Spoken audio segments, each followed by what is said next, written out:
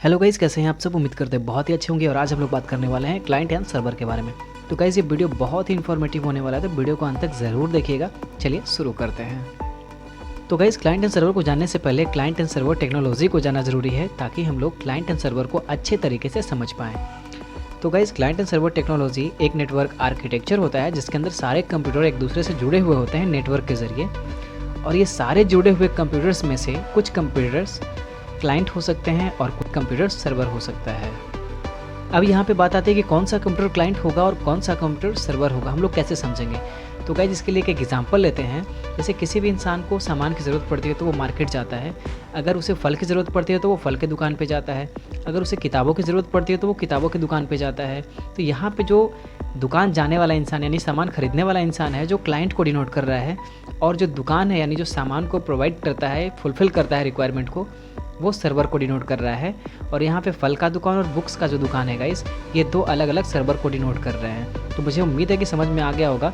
अब चलिए बात कर लेते हैं कि क्लाइंट्स कंप्यूटर कैसे काम करते हैं। तो गाइस क्लाइंट वो कंप्यूटर होते हैं जो रिक्वेस्ट करने का काम करता है। जैसे आपके पास आपका मोबाइल फ़ोन हो या फिर आपकी लैपी यानी कंप्यूटर हो, तो उससे आप कुछ भी जब गूगल पे जाके सर्च करते हैं तो आपका जो मैचेबल कीवर्ड्स होता है गूगल के सर्वर में, वहाँ से वो सारे मैचेबल कीवर्ड्स के जितने भी फाइल होते हैं वो सारे आपके कंप्यूटर के ऊपर ट्रांसफ़र कर देता है। और आपके पास बहुत सारे वेबसाइट्स आ जाते हैं या फिर बहुत सारी वीडियोज़ आ जाती हैं।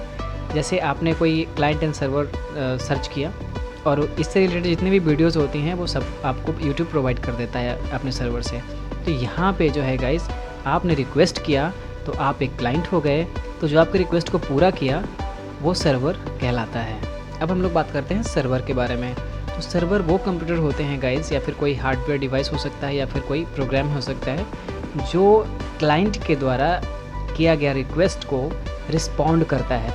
जैसे जब आप अपने मोबाइल फ़ोन से या कंप्यूटर से कुछ भी सर्च करते हैं तो आप के सर्च से रिलेटेड जो भी कीवर्ड उसके पास होते हैं, वो सारा कीवर्ड से रिलेटेड जितना भी डाटा होता है वो आपको प्रोवाइड करता है। अगर आप वीडियोज़ चाहिए आपको तो वो वीडियोज़ प्रोवाइड करता है। अगर उसके पास ऑडियो होता है तो ऑडियो भी प्रोवाइड करता है। अगर उसके पास टेक्सचुअल डेटा होता है तो वो भी आपके पास वो आपको प्रोवाइड कर देता है।